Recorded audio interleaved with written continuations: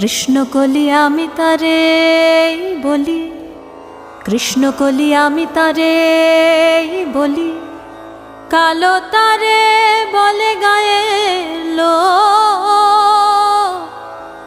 মেঘলা দিনে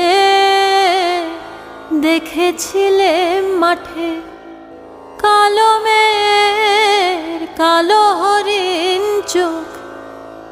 ঘোমটা মাথায় ছিল না তার মোটে, মুক্ত বেনি পিঠের পরে লোটে।